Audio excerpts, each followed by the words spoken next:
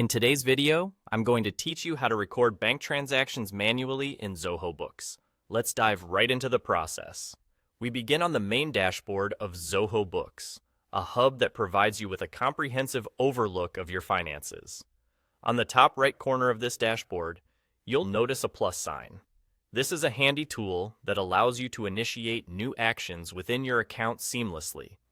Go ahead and click on this plus sign to get started. Once you've clicked the plus sign, the next step is to locate the bank transfer option. This section is essential for handling money movements between your various accounts, whether we're talking about simple internal transfers or more complex financial maneuvers. Here, you have the chance to select the bank account you're working with. By default, you'll notice options like petty cash and undeposited funds. It's essential to choose the correct account you wish to handle so that your financial records reflect accurate data and keep you organized.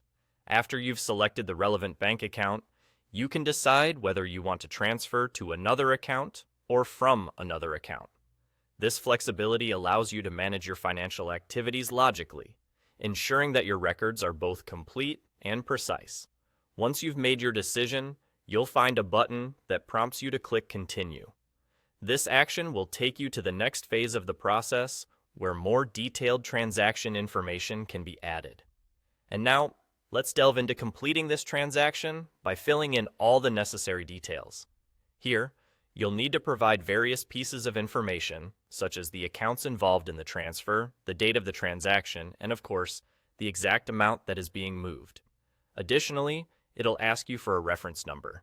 This might seem like a small detail, but having a reference number can be incredibly helpful for tracking and verifying the transaction at a later date. Moreover, there is an option to add a description to the transaction. While this is not mandatory, it is a great practice to develop. Including a brief description can provide context and clarity to future you or anyone else who might review your accounts later on. Once all this information is filled out to your satisfaction, there's a final step to complete. Simply click on the Save button.